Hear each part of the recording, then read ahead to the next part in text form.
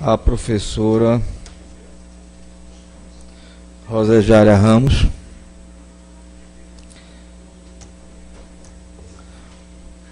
ex-presidente da autarquia de Facal e ex-secretária de Educação do nosso município. Agradecer em nome da comissão a sua presença, a importância de estar ouvindo hoje todos os gestores que passaram naquela autarquia, por ela também contribuir para o Limoeiro Prev, recolher as obrigações patronais e do servidor. Afirmar, como tem afirmado em todas as ouvidas, as pessoas que estão aqui vêm colaborar e ajudar a CPI a chegar aos números que deixaram de ser recolhidos ao Limoeiro Prev. Gostaria de, a primeira pergunta, fazer a professora Rosejara. Qual foi o período que ela assumiu a Facal e a data que iniciou a sua gestão e a data que saiu? Primeiramente, um bom dia a todos. Cumprimento o presidente da comissão, Dr. José Higino, os demais componentes, aos vereadores e ao público aqui presente. E gostaria também, Excelência, de parabenizar a sua atuação frente a esta CPI e agradecer, inclusive, a oportunidade de estarmos aqui prestando esclarecimentos, não só a esta casa, mas a todos os munícipes. E o agradecimento vem em razão e em função do tratamento, do zelo e do cuidado que Vossa Excelência teve com as informações prestadas em relação aos nomes de quem prestou serviço público ao município de Limoeiro. Pois, muitas vezes, as pessoas passam informações descabíveis e, nisto, tenta macular o nome de quem tem uma história construída no município. Então, eu escutei a todas entrevistas suas e elogio a sua postura. E acredito que com a CPI, muitos, inclusive legisladores, utilizarão, né, a performance, a condução dos trabalhos com maior competência e excelência naquilo que exercem. Gostaria, inclusive, de iniciar dizendo sobre a minha atuação no município de Limoeiro como secretária de Educação, e esclarecer que eu não tenho o cargo de presidente da autarquia. Eu tenho a portaria de secretária de Educação do município de Limoeiro, respondendo pela presidência da autarquia. Então, muita gente até pensava que eu tinha 2 cargos. Eu não tinha 2 cargos, eu tinha um único cargo, e como secretária eu respondia pela autarquia. Essa decisão de ser secretária e responder pela autarquia vem com base também na Lei 9394/96, no que tange as divisões de níveis educacionais no Brasil, no sistema de educação brasileiro, que tem da educação infantil, o ensino fundamental como educação básica, que vai até o ensino médio, e a educação superior. Como Limoeiro tinha o ensino superior, e o prefeito Ricardo, considerando a contribuição que eu poderia dar na autarquia, por ter participado como coordenadora executiva do FNDE, transitei no MEC, e aí eu poderia, de certa forma, trazer algum benefício para a instituição. Eu não recebi nenhum salário, eu quero que conste aí, pela autarquia de ensino superior. Eu prestei os serviços e representei uma economia ao município de Limoeiro, onde cumpri com todos os meus horários, das 7 da manhã até às 17, às vezes 18 horas na Secretaria de Educação, de lá saindo para a autarquia, onde religiosamente eu cumpri os horários das 18h30 às 22, 22h30, sem receber um tostão. Então, eu gostaria de fazer essas considerações. Iniciei o meu mandato de 2 de janeiro de 2013 a 31 de dezembro de 2016. Pode repetir, por favor? Pode repetir? 2 de janeiro de 2013 a 31 de dezembro de 2016.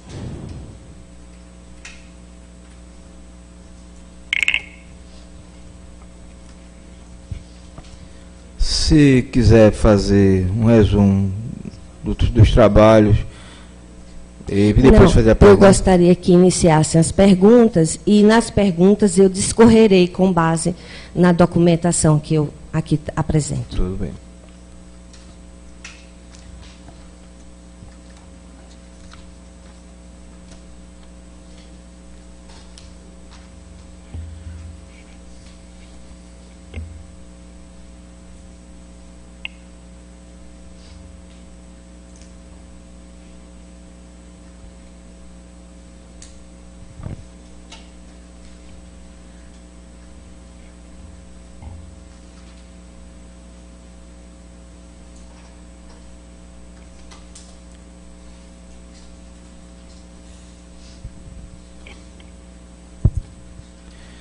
Gostaríamos de saber que quando assumiu a presidência da autarquia, acumulando com a Secretaria de Educação, mas assumiu em 2013, quando assumiu, ficou algum débito de servidor ou patronal da gestão anterior à sua? Não, na época da transição, a professora Matilde, junto com Andréa, que respondia já pela presidência, me passava os dados e não houve débito nem da parte patronal, nem do servidor, sobretudo do servidor. Até porque o fundo foi iniciado em 2011, setembro, então considera-se que 2012 era um ano ainda que beneficiava muito essa questão dos repasses, porque já causava um impacto de economia na alíquota a ser cobrada diferencialmente entre a Previdência Social, INSS, e o que estava se implantando no município de Limoeiro. Houve, ao iniciar a sua gestão, houve falta de repasse na parte patronal e na parte do servidor? Da minha? Sim. Veja só, eu vou discorrer agora com base nos dados já apresentados pelo contador Ivaldeci e também por todo o histórico da autarquia. Eu diria o seguinte, que é preciso se considerar alguns pontos referencialmente históricos e contábeis de uma autarquia de ensino superior. Quero registrar, sobretudo, que todas as informações que eu estou prestando aqui, neste momento, eu as prestei na equipe de transição no início de dezembro de 2016, onde estavam presentes o atual contador do município de Limoeiro, o atual presidente da autarquia, Luiz Carlos, o ex-secretário de Educação, Robério, e o senhor Jackson.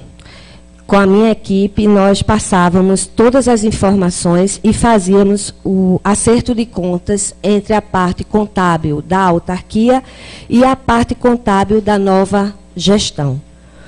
Posteriormente, na Secretaria de Educação, em reunião com o atual secretário de Administração do município e o atual vice-prefeito, Marcelo Mota, eu escutava, na presença de Fábio André e Fabiana, o destaque de que a FACAL estava sendo a instituição, do ponto de vista mais saneada financeiramente, considerando a falta de gastos excessivos.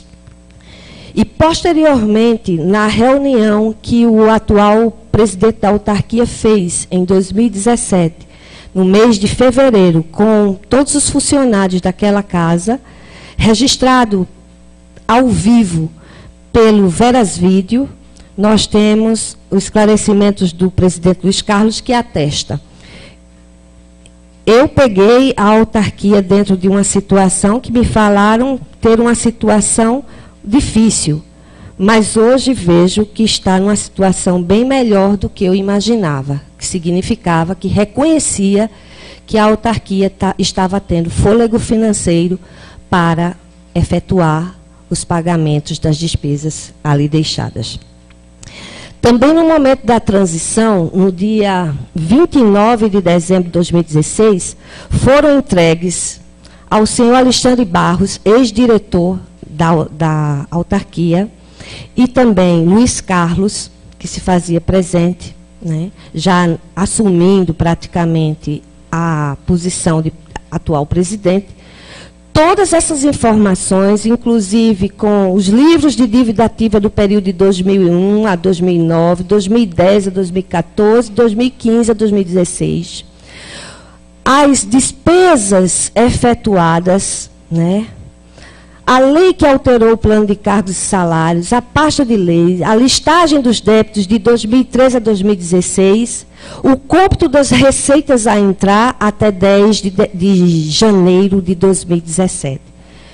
Assinados pelos mesmos, e os anexos são todos esses que eles receberam também. Aqui, nós deixávamos claro que nós tínhamos alíquotas do fundo financeiro a recolher e a saldar, do ponto de vista patronal, porque do servidor representava a proporção indébita. E aí nós tínhamos o zelo e o cuidado de não fazermos tal prática. Então, para o fundo financeiro, todos os valores correspondentes aos servidores eram devidamente recolhidos e repassados. Na patronal, houve, sim, débitos que nós não conseguíamos saldar. Isso muito mais nos anos de 2014. E vou justificar por quê. Em 2011, a professora Matilde, numa tentativa de salvar a autarquia, e é preciso dizer e registrar isso, né? Nós temos 13 autarquias no estado de Pernambuco. Todas as 13 autarquias, elas caminham com dificuldades financeiras. Por quê? Porque, por ter uma natureza híbrida, juridicamente falando, ela é pública e é privada. Ela não recebe, periodicamente, recursos de nenhum órgão, nem estadual, nem federal. Ela sobrevive das mensalidades pagas pelos alunos. E esses alunos que estão matriculados nas autarquias, na sua grande maioria, são de baixa renda. E são contemplados com descontos e bolsas de estudos. Então, era e continua sendo uma realidade financeira bem difícil do ponto de vista contábil. Mas a professora Matilde conseguiu, mesmo com essas dificuldades, porque a autarquia, que está com 45 anos, só tinha um curso de administração de empresas. E na gestão de Matilde, conseguiu aumentar para mais 4 cursos: matemática, física, ciências contábeis e pedagogia. A faculdade, a autarquia, começou a funcionar com 5 cursos. Com isso, entre 2009 a 2012, foi-se tendo um novo fôlego. Não foi o suficiente para suplantar as dificuldades da mesma. Mas já era um outro público que estava ingressando. Para quem só tinha um curso, passa a ter 5, entra mais receita.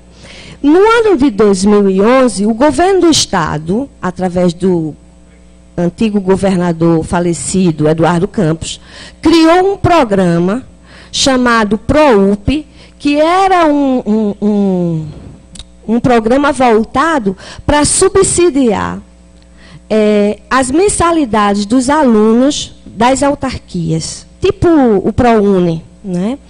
E aí deu um fôlego, foi uma iniciativa muito boa, considerada por todos os presidentes de autarquias como algo muito positivo, e que até Eduardo Campos era honrado, esses repasses, né?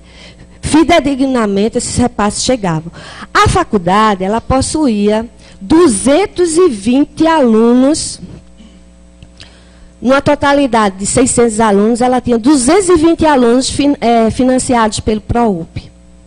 O que significa dizer que, trimestralmente, o governo do Estado repassava os valores correspondentes a esses alunos, que davam a receita entre 60 a 70 mil reais. Né? Por quê? Porque eles não pagavam o valor integral da mensalidade. Por exemplo, se o curso de administração custasse para qualquer aluno 350, 360 reais, o governo do Estado não pagava os 350 reais, pagava 250. Mas já era um compromisso sério, porque com o índice de inadimplência que nós tínhamos, era melhor ter os 250 do que os 360. Então, nós tínhamos 220 alunos cadastrados no ProUP. E isso, em 2011, fez com que a faculdade, eu digo isso porque eu participei da transição dela para mim, e eu não perco dados contábeis. Eu acho que a gente tem que ter a responsabilidade técnica, é fundamental para que a gente possa não perder os dados que venham a contribuir para um desfecho propositivo e final para a compreensão.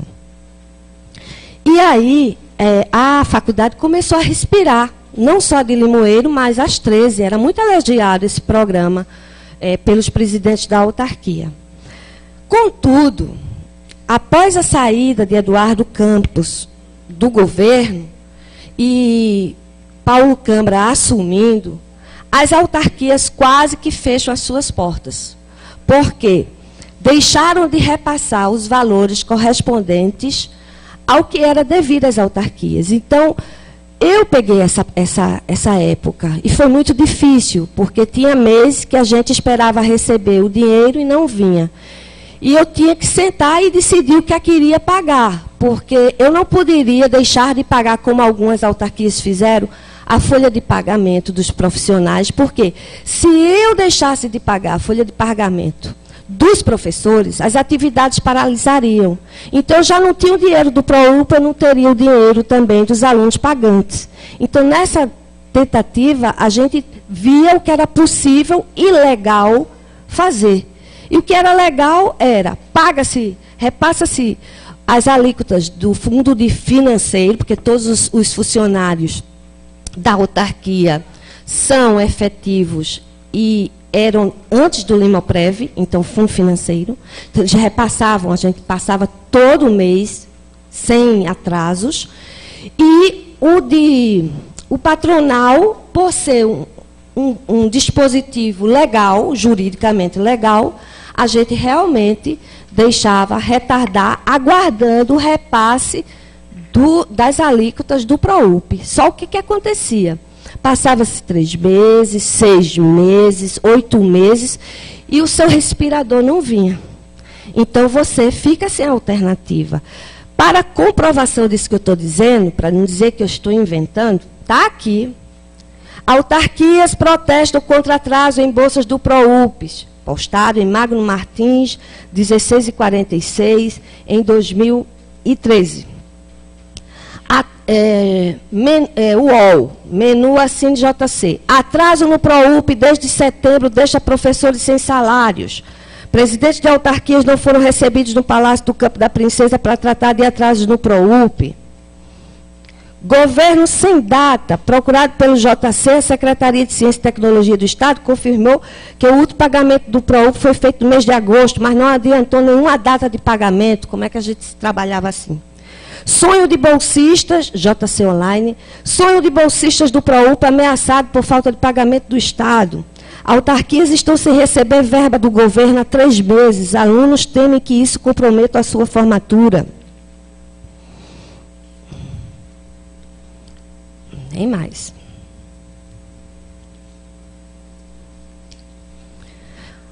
As autarquias em tempo de crise, esse é Carlos Brito. Crise é oportunidade, o caso do ProUP, a crise econômica, tanto no setor público quanto no privado, chegou às autarquias municipais de ensino. Há meses que o governo não repassa regularmente a verba referente à bolsa do ProUP.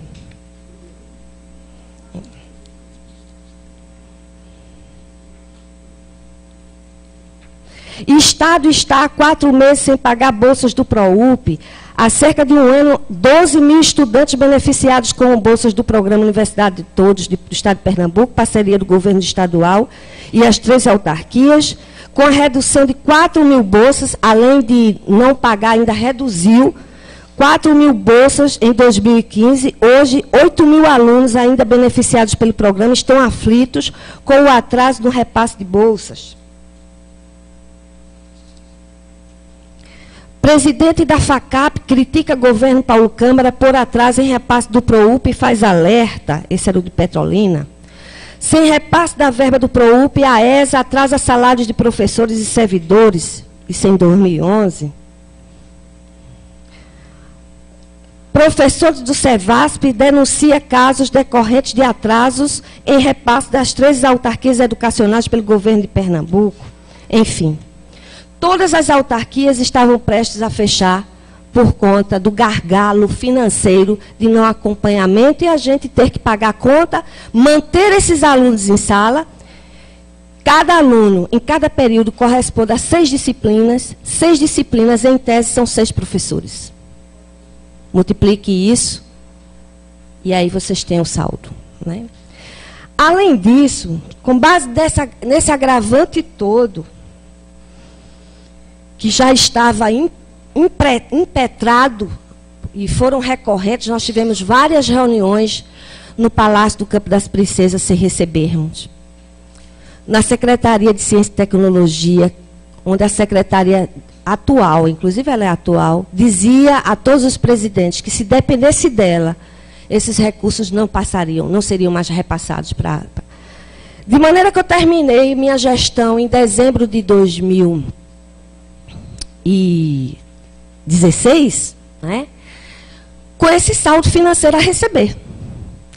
E havia o comprometimento do governo do Estado de repassar em janeiro. Ou seja, nós teríamos uma receita a entrar. Ok? Além dessa receita a entrar, até 10 de janeiro, eu preciso ressaltar que dezembro é um período de fechamento letivo da autarquia de ensino superior. A maioria dos alunos fecham suas notas no período entre 26, 27 e 28 de dezembro. Eles deixam para fazer renovação de matrícula, quitação dos débitos das mensalidades atrasadas no ano subsequente.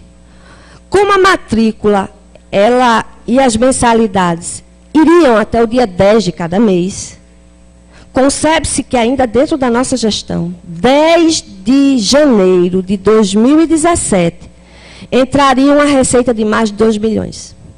Fora os débitos inscritos na dívida ativa, decorridos da inadimplência de alunos, protestadas, registradas, né? E todos esses alunos foram negativados. Eu tenho todas as fichas fotografadas, né? Então, nós repassamos a receita que essa nova gestão teria no decorrer dos 10 dias de janeiro. Saí despreocupada, por quê? Porque nós tínhamos receita a receber do governo do Estado, dos alunos que fariam as matrículas, isso adimplentes e inadimplentes, para ir para o outro ano tinha que fazer a matrícula, dos alunos inadimplentes, dos negativados. A receita talvez deu essa fala do Luiz Carlos, da abertura com os professores, que uma realidade que pensou que estava ruim, estava boa, graças a Deus. E realmente estava boa. Nós tivemos, diante de todo esse quadro, eu preciso registrar isso, que a autarquia vinha aceleradamente decrescendo a sua receita em número de alunos. Nós tínhamos de 700 alunos, a gente caía para 600, de 600 caía para 500, e do jeito que ia, fecharia as portas. Nada absolutamente cai do céu. Só chuva. É preciso trabalho e iniciativa. Ela cumpriu a iniciativa dela junto com seus pares, foi atrás de novos cursos, que deu um respirador, mas que não foi suficiente. Nós fomos atrás de trazer um curso que viesse viabilizar uma oxigenação financeira para a autarquia. Foram dias, meses, noites, madrugadas adentro, sem pagar ninguém para fazer um projeto. Nós fizemos o projeto de próprio punho do curso de Direito, com a iniciativa de querer oxigenar a autarquia. Não adianta trazer mais, está superado, está saturado esse público. Licenciatura não dá mais em canto nenhum. A gente tinha que trazer um curso novo. E aí a gente foi, batalhamos, concorremos com Goiânia, Polo da Jeep, da Hemobras, e nós conseguimos trazer o curso de Direito para Limoeiro. Foi um grande diferencial. Não bebi da água, porque começou a funcionar as primeiras turmas, isso na luta, no braço, em setembro de 2015. Formamos as 2 primeiras turmas com 100 alunos matriculados. Vim para esta casa, apresentei as dificuldades de gerenciar uma autarquia, pedi clareza aos vereadores, legisladores. Não mandem, não peçam bolsas. Valorizem e façam essa autarquia crescer, que é patrimônio histórico de Limoeiro. Minha cabeça foi pedida inúmeras vezes por não aceitar os pedidos de bolsas integrais, provindas de cartinhas, bilhetes de vereadores dessa casa. Combati. Não pode. Existe uma lei de bolsa social, da época de Luiz Raimundo, 2010, que a gente procurava cumprir na íntegra. Criei um checklist, tinha que apresentar conta de água, conta de luz, baixa renda, para poder a gente checar a informação e poder dar.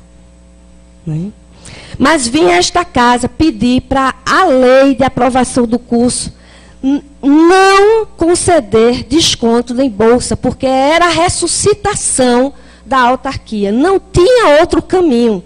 Já que a gente conseguiu o curso, ajude-nos a governar. É a hora da gente ressuscitar financeiramente. Nós fizemos uma pesquisa de mercado e colocamos o valor de R$600 por aluno. Quem pagasse até o dia 10, pagava 550. Considerávamos que já era um desconto, já era um benefício para um curso desse porte. E aí, a gente começou a respirar um pouco. Mas para fazer o curso, não basta só o projeto. Tem que honrar com algumas exigências do Conselho Estadual de Educação. E aí vem os investimentos que tivemos que fazer. Mesmo sem dinheiro. E aí vem os atrasos na patronal. Porque eu tinha que fazer algo que desse continuidade para a eternidade. Quem é gestor tem que pensar isso. E aí a gente teve que fazer a mudança da biblioteca, que antes funcionava na biblioteca, no prédio da Biblioteca Municipal de Limoeiro, perto de um bar. Por exigência do Conselho, tinha que estar mais próxima da autarquia e era considerado um local impróprio. A gente fez, modificamos o lado, e hoje ainda funciona lá. O prédio que nós ocupamos e alugamos teve um investimento financeiro, porque nós compramos imobiliário novo, adequamos a uma realidade mínima dentro dos padrões mínimos exigidos, climatizamos, informatizamos, criamos mais 4 salas para poder atender, porque antes se pagava aluguel em outros espaços. Criamos mais 4 salas no prédio, climatizamos para funcionar a pedagogia. Fizemos melhorias no auditório. Matilde já tinha climatizado, a gente pôs todas as cadeiras novas e o sistema de som, mais pintura. Fizemos melhoria nos banheiros, não conseguimos dar acessibilidade ainda, porque o problema mais sério que era combatido pelo Conselho Estadual, eu peço para explanar tudo, para entender, e que sirva para que esta casa apoie as novas gestões, a atual e as posteriores, porque precisa entender, precisa ter esse olhar. Nós tínhamos um problema muito sério, que era a energia elétrica. O prédio tinha hora que, como todas as salas eram climatizadas e a parte elétrica era antiga, ela não segurava por muito tempo os volts, a voltagem elétrica. Então, dava-se um colapso e ela apagava. Trouxemos pessoas para analisar e Jailson, da Casmatel, veio e disse, olha, esse projeto junto à CELP, tem que ser pago junto à CELP, é a colocação de um transformador inicialmente. Não coloque elevador, se viu até de respaldo técnico para o conselho que exigia acessibilidade. Se você colocar o elevador simplesmente para constar, ele não vai funcionar, ele vai ficar no meio, porque não tem capacidade elétrica para puxar. Precisa de um transformador. E nós pagamos o projeto orçado em 45 mil foram pagos. E hoje tem lá o transformador. Se faltar energia, falta, porque Limoeiro falta tudo. Mas tem um transformador geral, foi a gestão que colocou. Posteriormente, pensávamos em fazer toda a reforma elétrica, porque se inventar de fazer, colocar elevador, sem fazer a reforma geral, não vai funcionar. Vai servir de vitrine, mas de funcionamento não. E aí, nós colocamos também um transformador. Exigia que nós comprássemos, pelo menos, as obras bibliográficas dos 2 primeiros períodos do curso de Direito. Caríssimos, os livros são caríssimos. 5 livros de cada título. Montamos, colocamos lá. Laboratório de informática, tínhamos máquinas obsoletas. Consegui conveniar com o Ministério da Educação, as maquinazinhas amarelas, que ainda hoje estão lá, foram da nossa gestão. 20 computadores novos, interligados ao sistema MEC. E por aí vai. Ar-condicionados, tudo tivemos que ter. Isso está constando. Todas as receitas e despesas que vocês acham que tiveram acesso. Eu tenho comigo também. De maneira que, onde é que eu quero chegar? Diante de um quadro como este, o gestor não tem muito o que fazer. Ele precisa trabalhar, como diz Mário Sérgio Cortella, faça o teu melhor na condição que você tem. Enquanto você não tem condições melhores para fazer, melhor ainda. Então, eu fiz o que era melhor nas condições que eu tinha. E as condições financeiras que nós tínhamos não eram propícias. Mas eu não cruzei os braços, nem a minha equipe. Nós fomos à luta e fomos atrás de algo que desse sustentabilidade. Não era algo qualquer, era um curso que viesse oxigenar. Depois, houve aquele problema no Limoprev e o Ministério Público foi acionado, de maneira que ele nos chamou todos para uma reunião. Doutor Muniz, eu tenho aqui, do Ministério Público. E doutor Muniz, o atual procurador desta casa, doutor José Edson, era da prefeitura, foi convocado. O presidente desta casa, que era doutor José Félix, foi convocado. O prefeito, o controlador interno, o contador, a presidente do Limoprev, todos nós reunidos lá com o doutor Muniz.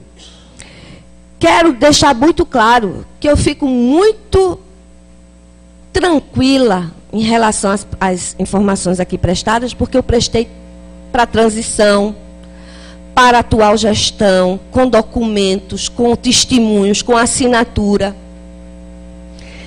E prestei lá, doutor Muniz, também. E quero dizer que eu não me envergonho pelos locais que eu passei. Eu comecei a trabalhar muito cedo.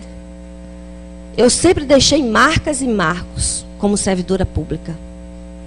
E não seria dessa vez que eu teria meu nome maculado.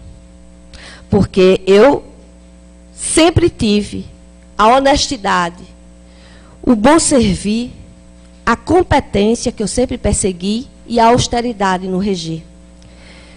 E quem julgar, primeiramente, como diz Clarice Lispector, calce os meus sapatos e percorra o caminho que eu percorri, porque eu olho para trás e não me envergonho absolutamente de nada do que eu fiz. Tenho serviços prestados, sobretudo a Limoeiro. E por onde eu passei, a minha vontade sempre foi contribuir.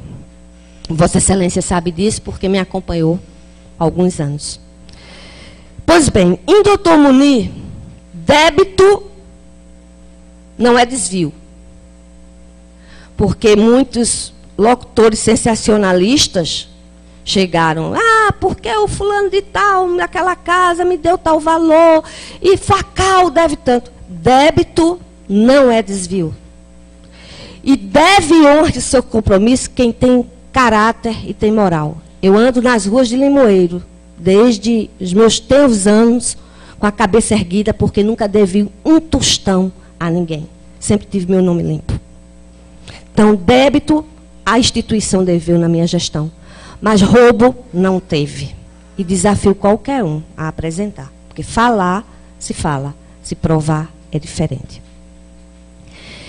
Em Doutor Munir, ele nos chamava para saber a realidade de cada instituição. E eu quero aqui deixar isso registrado para vocês, legisladores. Eu acho que é importante contribuir com a informação, por isso que aqui eu trago.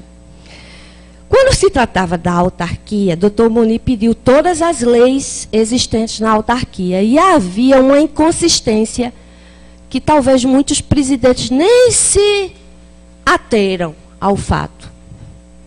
Não existia a lei de criação institucional da autarquia. Existia uma lei de instituição da faculdade de administração.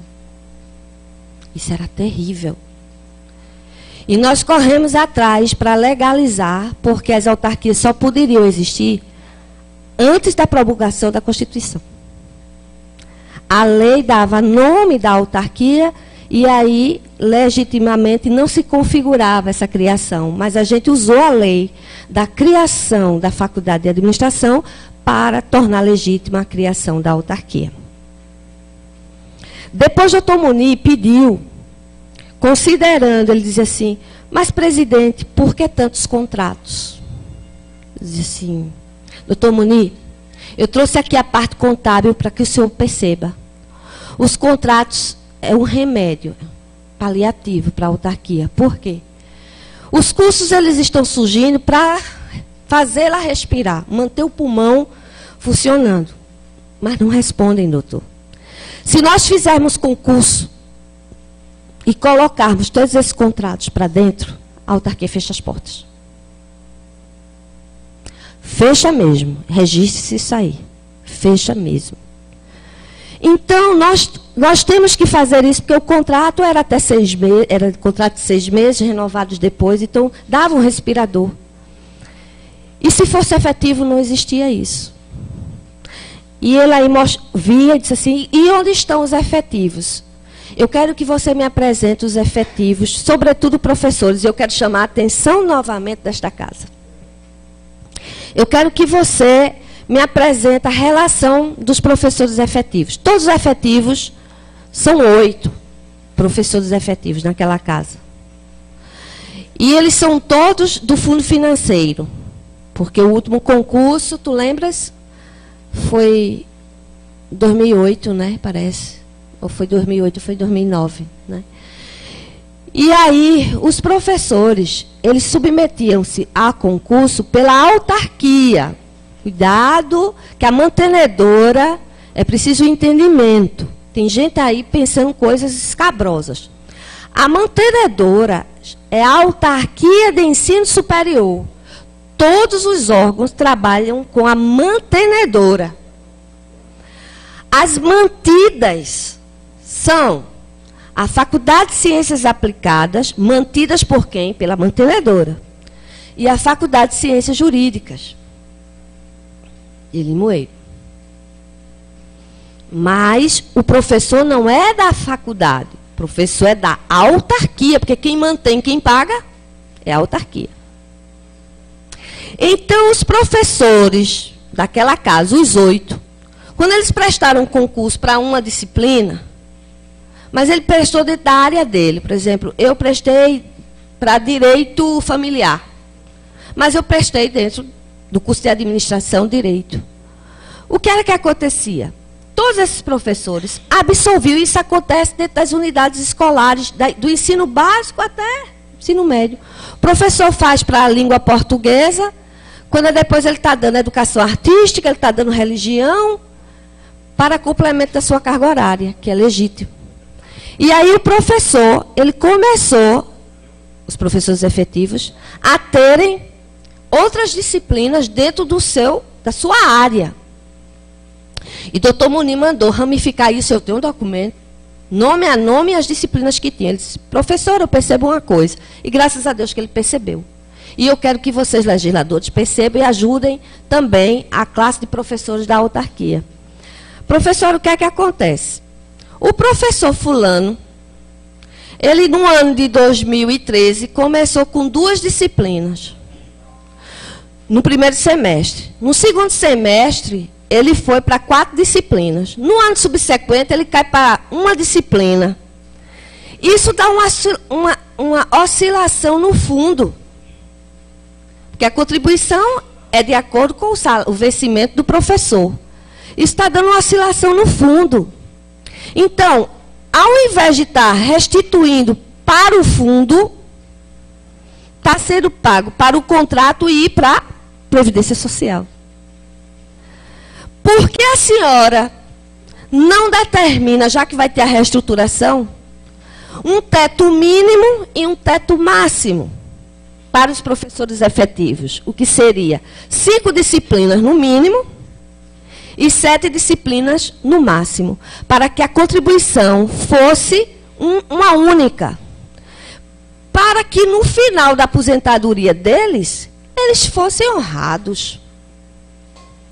E também porque esse professor, coitado, ele não podia fazer financiamento nenhum, porque ele é instável, o salário deles. Então, por isso que eu peço a vocês, legisladores, para observar isso. E tentar manter. Por que eu estou pedindo isso? Estou pedindo porque eu vi essa lei 2.361 de 2017, que altera a lei municipal 2.342 e dá outras providências, já no governo de Joãozinho, no artigo 3º, que revogou tudo. Revogou tudo. Inclusive, os estatutos, eu nunca vi isso na minha vida.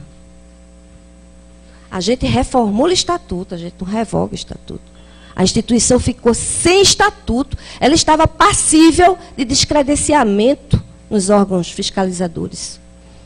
Porque a escola, para funcionar, precisa ter o seu regimento. E ficou 90 dias. Não sei se já fizeram o outro. Depois, eu não tive a autonomia que foi dada no artigo 5º, aprovado pelos legisladores daqui. Eu não tive essa autonomia, porque senão eu saía presa. Fica a autarquia de ensino superior Limoeiro autorizada a efetuar a negociação de débitos provenientes de mensalidade do corpo discente, que se encontra em atraso até 31/12/2016, em até 36 parcelas, com descontos das multas, juros de mora e correções.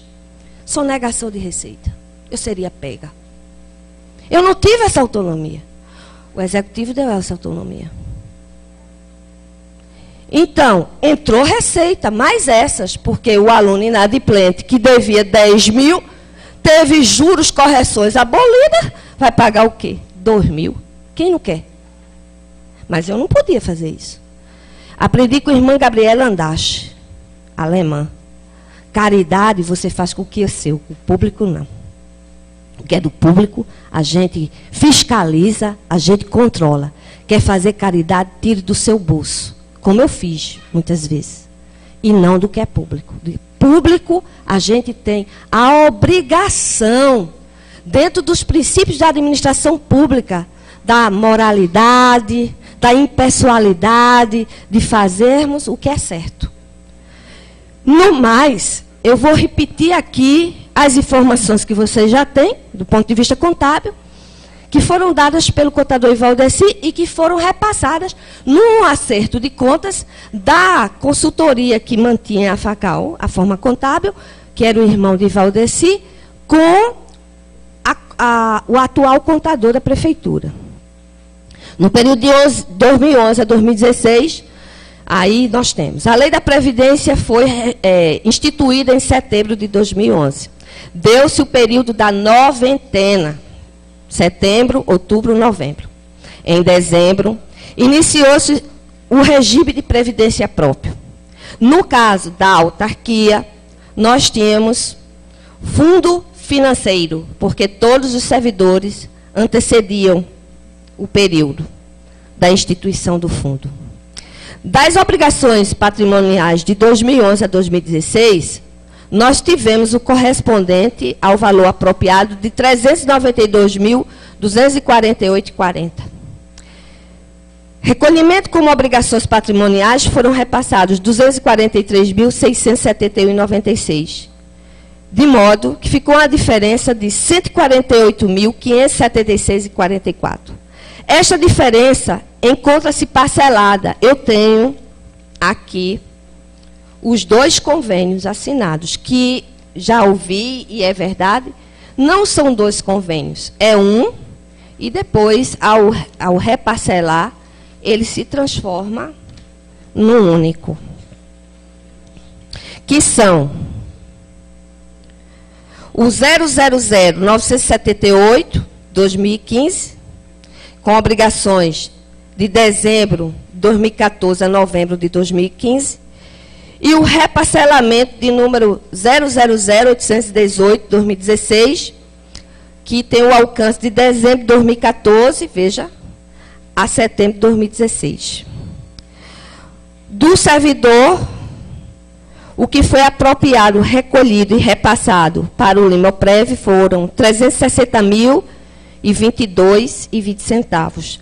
De 2011 a 2016, recolheu-se e pagou a Limoprev R$ 354.099,75. A diferença de R$ 5.922,45 tem vencimento das obrigações no dia 10. Seria 10 de janeiro de 2017. A Receita ia entrar e teria-se como pagar. Em relação aos valores das parcelas, todas foram pagas religiosamente dentro dos prazos, conforme balanço contábil e registro. No mais, coloco-me à disposição para os esclarecimentos. Pronto, aqui estão os convênios que eu possuo, e também o relatório do RPS, que era recolhido de cada servidor. Após a explanação da gestão, a minha pergunta, que teve o parcelamento e um reparcelamento, isso, como você colocou. O primeiro parcelamento foi em 2015. Isso. Por conta de atrasos de patronal de 2014, eu acho. Isso, dezembro de 2014. Então, confirma que houve esse atraso, sim, e que houve um parcelamento. Sim. E no ano seguinte, em 2016, houve um reparcelamento, como isso, você colocou. Se houve um reparcelamento, houve de novo dificuldade de recolher, sim, a parte patronal. Sim, sim. Aí, por esta razão, exatamente, em 2016 teve que fazer, a gente diz um novo parcelamento, mas na realidade foi o reparcelamento. Exato. Porque o reparcelamento do que já existia, isso, somado a outros atrasos que houve nesse período. Perfeito. Aí houve o parcelamento de 2016. No parcelamento de 2015, pude informar assim, se houve, quantas parcelas foram pagas? Veja só, a autarquia possui uma consultoria contábil. Dentro da instituição tinha uma tesoureira responsável por esses trâmites, né?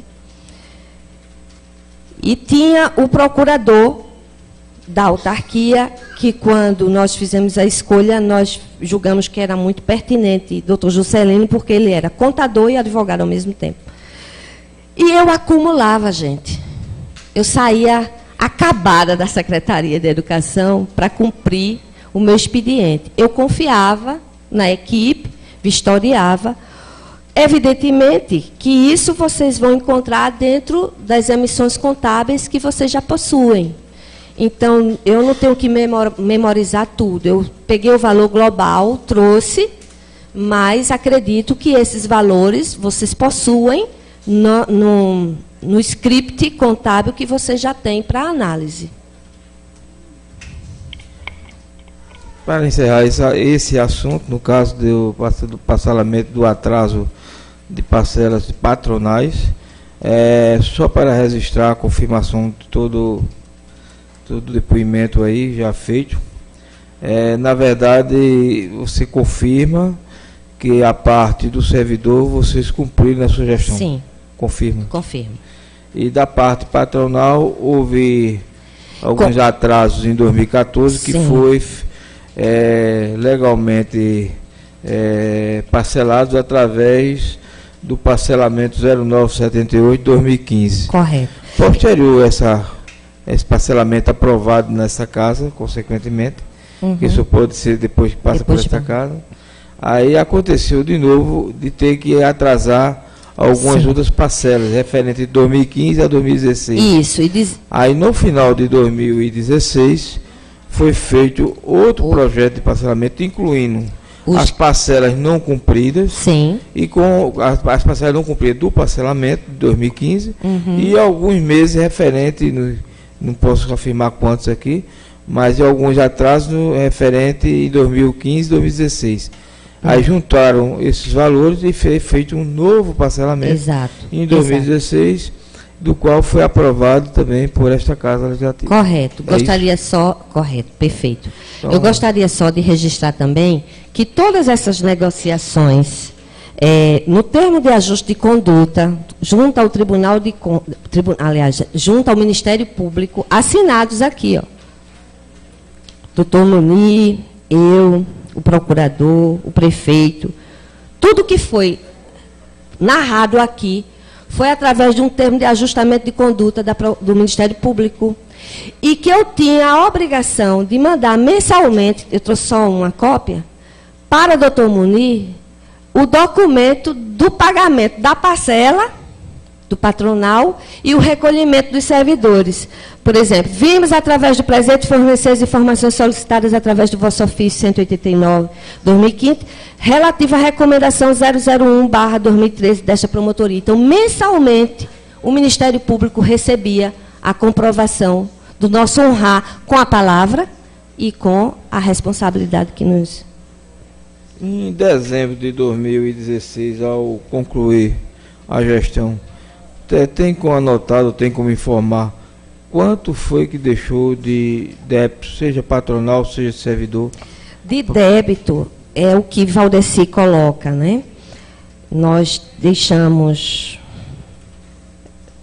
Deixa-me ver aqui.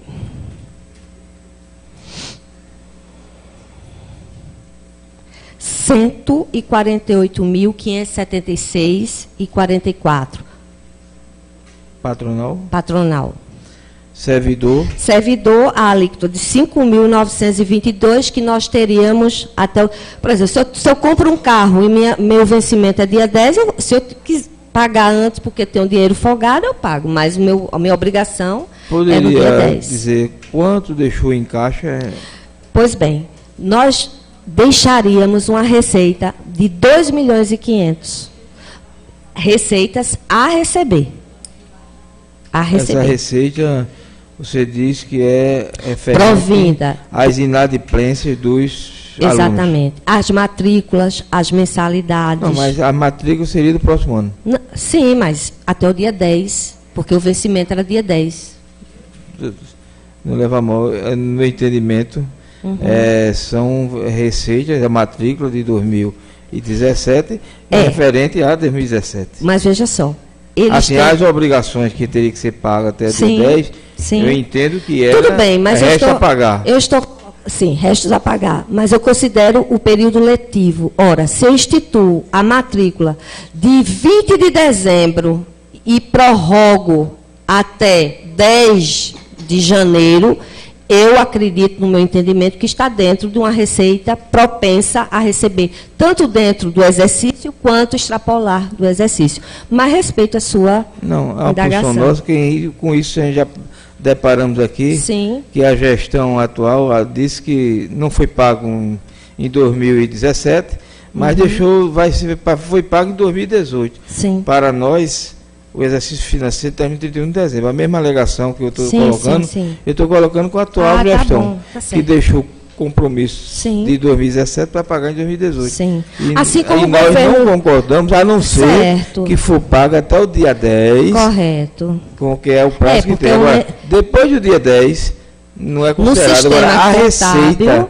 a receita é a mesma coisa, é o seguinte: o prefeito termina um mandato, aí quando é dia 10 do mês subsequente, já começa a chegar repasse. Sim. Então esse repasse, aí o prefeito vai dizer, ó, eu deixei que você receber do dia 10 um valor, no dia 20 de janeiro você vai receber outro, e no dia 30 você vai receber outro.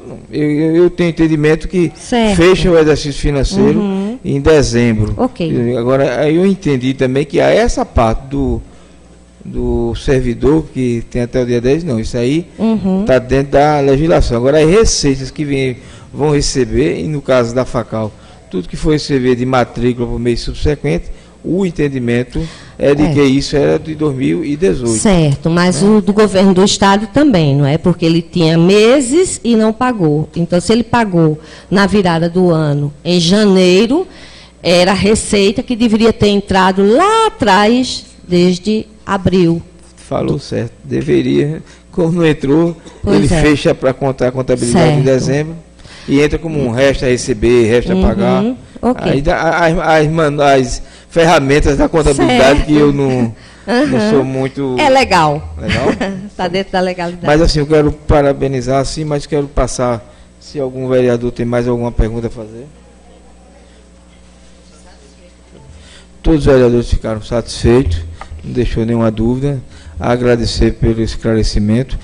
Pedir, pode ficar registrado aqui o requerimento, alguns documentos de relatório que você tiver que possa nos ajudar a fechar todo o seu depoimento com os documentos contábeis. Certo. Nós agradecemos, precisar. se puder deixar conosco. Se puder tirar a xerox, nós tiraremos. Certo. A Érica está aí disponível, é só entregar os documentos que você achar que vai ajudar e a chegar a esses números. Certo. Aí nós agradecemos Tá bom. em ajudar a CPI e buscar as informações.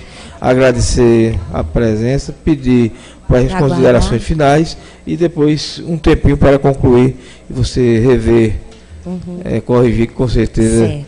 a professora gostaria de corrigir desde a sala de aula as provas, inclusive o seu depoimento. Dá uma olhada e encerrado a participação na comissão. Eu quero aqui agradecer a toda a comissão pela atenção, pelo respeito, a todos os presentes também, e me colocar sempre à disposição no que for necessário, como limoeirense nata, como servidora que peregrinei nessa caminhada com contribuições, né? E o meu desejo sempre é de fazer com que as coisas melhorem. Então, no que for possível e que essa filha de limoeiro possa colaborar, é só me requisitar e eu aqui estarei a auxiliar no que for necessário. Muito obrigada a todos. Obrigado também, em nome da comissão.